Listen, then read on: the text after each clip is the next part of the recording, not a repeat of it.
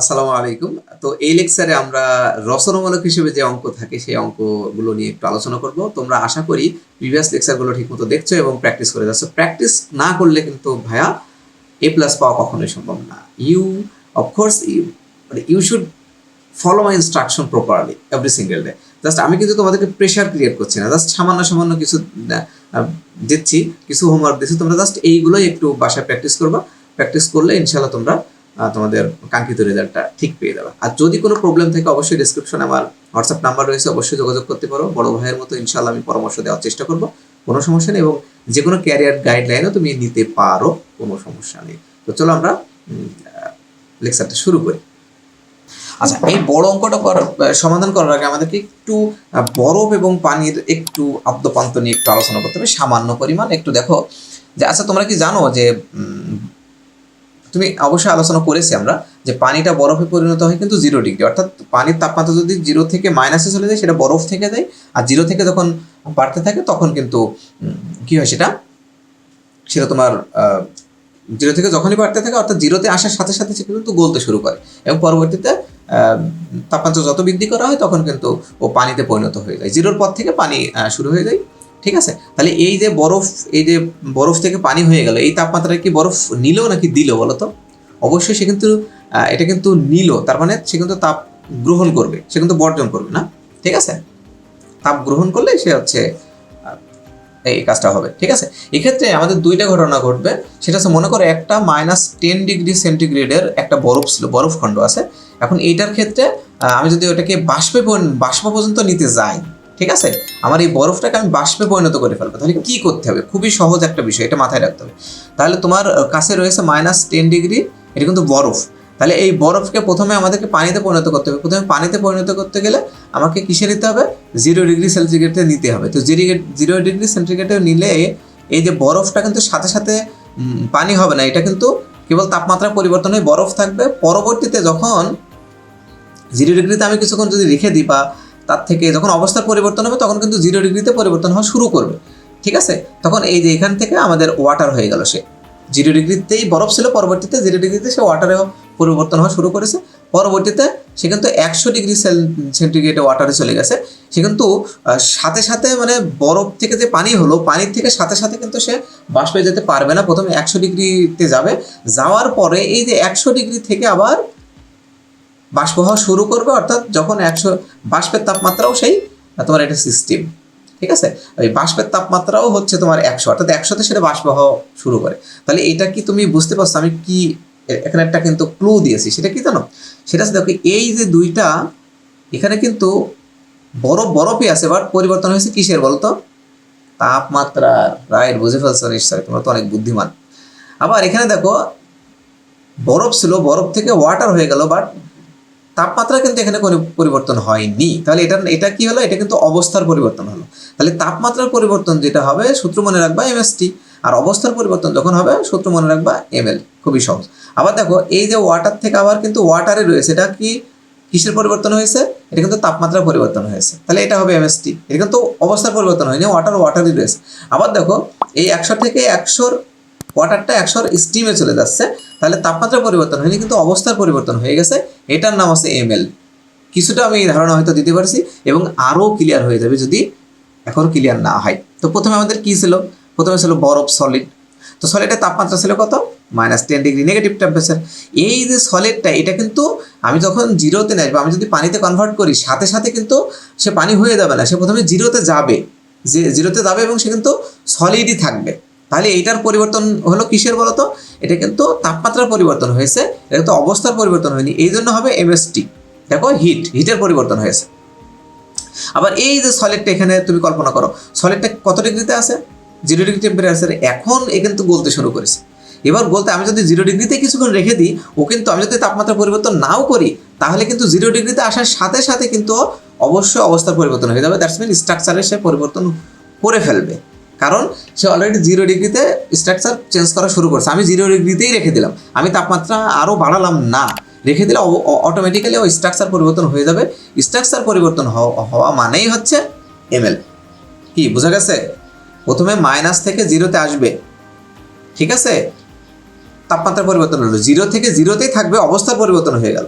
আবার এই 0 থেকে যখন আমাদের এই যে অবস্থার পরিবর্তন হলো, এখন যদি আমি এটাকে স্টিমে করতে চাই তাহলে প্রথমে 100ই নিতে হবে, নিলে তাপমাত্রা পরিবর্তন হবে, হলে আবার 100 থাকলে পরবর্তীতে স্টিমে হবে। আশা করি তোমরা বুঝতে পেরেছো।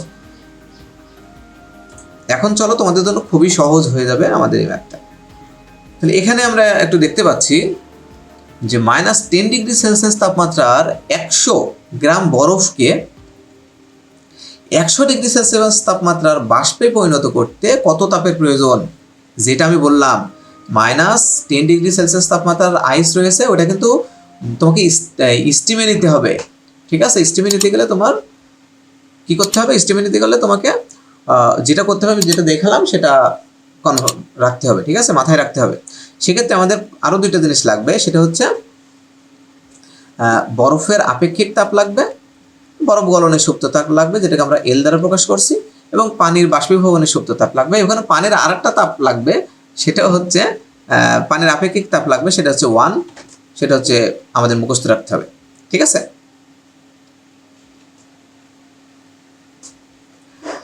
তাহলে আমরা বুঝতে পারছি আমাদের কি করতে হবে। তাহলে আমরা একটু এখানে দেখে নিই। এখন দেখো দেওয়া আছে কি, আমরা একটু দেখে নিই যে বরফের ওজন Mi = 100। ওকে, তারপরে বরফের আপেক্ষিক তাপ এই এখানে আমি কোথায় পেলাম, এখানে দেওয়াই আছে -0.5। আর একটা অঙ্ক ভালোভাবে বুঝলে আপাতত সবগুলো হয়ে যাবে আশা করি। বরফ গলনের সুপ্ত তাপ মানে বরফ গলবে, ঠিক আছে, সেক্ষেত্রে 80, এবং পানি কিন্তু বাষ্প হবে, এই জন্য বাষ্পীভবনের সুপ্ত তাপ। তার মানে তোমাদের দুইটা অবস্থার পরিবর্তন মনে রাখতে হবে, একটা হচ্ছে বরফ গলবে, সেটা হচ্ছে Li, আর একটা হচ্ছে পানি বাষ্প হবে, পানির বাষ্পীভবন, সেটা হচ্ছে Lw। এইটুকু মনে রাখতে হবে। ঠিক আছে, আর দুইটা আপেক্ষিক তাপ লাগবে, যেখানে তোমার পানির ক্ষেত্রে এটা 1, এটা মুখস্থ রাখতে হবে আমাদের, আমরা ফিজিক্স থেকে এটা জানি। ওকে, এখন প্রথমে আমাদের কি করতে হবে, যেহেতু এটা গ্রহণ করবে, আমরা গৃহীত তাপ বা প্রয়োজনীয় তাপ দিতে পারি যে -10°C তাপমাত্রার বরফ এখন কিন্তু বরফই থাকবে, কিন্তু 0°তে আমাদের নামাই নিয়ে আসতে হবে, তাহলে কিন্তু সেটা বরফই থাকবে, বাট শুধু তাপমাত্রা পরিবর্তন হবে। তাহলে হবে সূত্র MST, অর্থাৎ -10° তাপমাত্রার বরফ 0° তাপমাত্রার বরফে পরিণত হতে প্রয়োজনীয় তাপ Q1 = MST। M বলতে MISIT, অর্থাৎ M 100 আর এখানে SI বলতে এখানে দেওয়াই আছে, আর T মানে এই যে, অর্থাৎ এখানে কিন্তু T বলতে দেখো -10 থেকে বড় কোনটা, বড় থেকে ছোটটা বাদ, তাহলে বড় হচ্ছে 0, তাহলে 0 থেকে আমি যদি বাদ দিই -10, তাহলে কিন্তু -10 হচ্ছে +10 হয়। এটা নিয়ে ঘাবড়ানোর কিছু নাই, এটা মাইনাস হলো কি করে, তাই না? ওকে, তাহলে এটা দেখো 0°C তাপমাত্রার বরফে পরিণত চলে আসছে, এবার বরফ থেকে কিন্তু 0°C তাপমাত্রা পানিতে কনভার্ট হয়ে যাবে, তার মানে অবস্থার পরিবর্তন হবে। দেখো 0°C তাপমাত্রার বরফ 0°C তাপমাত্রার পানিতে পরিণত হতে প্রয়োজনীয় তাপ এখন কিন্তু ml। এখন এইটা কিন্তু এই যে তোমরা অনেকটা ইয়ে করতে পারো যে এটা আমি কি Lw দেবো, না না, ও কিন্তু W কখন হবে, তখন Lw হবে বাষ্পীভবনের সময়। ঠিক আছে, তাহলে MI Li, তাহলে MI বলতে 100 আর Li এখানে দেওয়াই আছে 80, জাস্ট এত ক্যালোরি, তাপের একক ক্যালোরি। এবার 0°C তাপমাত্রাতে পানি এবার 100°তে নিয়ে চলে যাও, খুবই সিম্পল। বাষ্পে কিন্তু প্রথমে যাবে না, 100তে প্রথমে যাবে, তারপরে বাষ্প হবে। 0°C তাপমাত্রার পানি 100°C তাপমাত্রা পানিতে পরিণত হতে প্রয়োজনীয় তাপ MST। এখন কিন্তু দেখো বন্ধুরা, এখানে কিন্তু আর বরফের কোনো অস্তিত্ব নাই, আছে নাকি? এই জন্য কিন্তু সবগুলো ওয়াটার হবে, তার মানে MST। তাহলে M বলতে হচ্ছে তোমার MW, যেটা 100 যেটা আছে, আর S বলতে যে 1 আমি বললাম, তোমাদের মুখস্থ রাখতে হবে এটা, পানির আপেক্ষিক তাপ হচ্ছে 1, আর T বলতে হচ্ছে 100 - 0, তার মানে 100, অর্থাৎ বড় তাপমাত্রা থেকে ছোট তাপমাত্রা তোমরা সবসময় বাদ দিও। তাহলে এটা হবে তোমার 10,000 ক্যালোরি। ঠিক আছে, এখন আমাদের 100°C তাপমাত্রা যে পানি রয়েছে, এই পানিটা কিন্তু বাষ্পে পরিণত হবে ওই 100°তেই। আমি যদি এখন তাপমাত্রা নাও বাড়াই, তাহলে কিন্তু সেটা বাষ্প হওয়া শুরু করে দেবে, তার মানে এখন কিন্তু অবস্থার পরিবর্তন হওয়া শুরু করবে, নট তাপমাত্রার পরিবর্তন। এই জন্য এটা কিন্তু ml। অনেকে ভুল করে এখানে MST বসাই দিবা, তখন দেখবো কি ব্যাপার, T মানে তো 100 - 100 মানে 0, মিলে না সূত্র। এই জন্যই তো মনে রাখতে হবে, বুঝতে হবে এটা কখন অবস্থার পরিবর্তন হচ্ছে অ্যান্ড কখন তোমার তাপমাত্রা পরিবর্তন হচ্ছে, খুবই ইম্পর্টেন্ট। অবস্থার পরিবর্তন হলেই ml, আর তাপমাত্রা পরিবর্তন হলেই কি MST। তাহলে এখানে দেখো আমাদের অবস্থার পরিবর্তন হয়ে যাচ্ছে যে 100°C তাপমাত্রার পানি 100° তাপমাত্রা বাষ্পে পরিণত হতে প্রয়োজনীয় তাপ সমান সমান কি হবে, Q4 সমান হবে MW Lw। এখানে কিন্তু M আর বরফের ওজন, বরফ এবং তোমার পানির ওজন কিন্তু একই 100, আর এই যে Lw বলতে অবশ্যই পানি যে বাষ্পীভবনের যে সুপ্ত তাপ রয়েছে, অর্থাৎ এটা হচ্ছে তোমার 537, এটা দেওয়া থাকবে বইয়ে, তাহলে এটা ক্যালকুলেশন করে এটা হয়। এখন এই যে মোট প্রয়োজনীয় তাপ আমাদের বের করতে বলছে, তাহলে মোট প্রয়োজনীয় তাপ কী হবে? Q1 plus Q2 plus Q3 plus Q4। ঠিক আছে, আশা করি তোমরা বুঝতে পেরেছো। এই সবগুলো ক্যালকুলেশন করলে আমাদের জাস্ট কত হবে? তোমার 72,200 ক্যালোরি, এটাকে 1000 দিয়ে ভাগ করলে কিলো ক্যালোরিতে কনভার্ট হয়ে যাবে 72.2। তবে এটাই হচ্ছে আমাদের আজকে অ্যান্সার। তা আজকে এই লেকচারটা এ পর্যন্ত থাকবে, তোমরা তোমাদের বাসার কাজ করবা। আমি আজকে লেকচারটা বাড়ালাম, মানে একটা অঙ্ক তোমাদেরকে দিলাম। এই যে এই একটা অঙ্ক খুব সাবধানে, খুবই মানে বুঝে শুনে করবা, তাহলে এই রিলেটেড যতগুলো কোয়েশ্চেন আছে সবগুলো করবা। এবং আরেকটা বিষয় একটু বলে দিই, সেটা হচ্ছে যদি নর্মালি তুমি চিন্তা করো বরফ যদি পানির ভিতরে মেশানো হয়, তাহলে অবশ্যই একজন তাপ গ্রহণ করবে, একজন তাপ কিন্তু ছেড়ে দিবে। তাহলে মনে করো পানির তাপমাত্রা 10 ডিগ্রি সেন্টিগ্রেড বা 20 ডিগ্রি সেন্টিগ্রেড, ঠিক আছে, একটু গরম আছে। আর বরফের তাপমাত্রা তুমি মনে করো যে -10 ডিগ্রি সেন্টিগ্রেড, তাহলে কি হবে? কে তাপ নিবে বলো তো?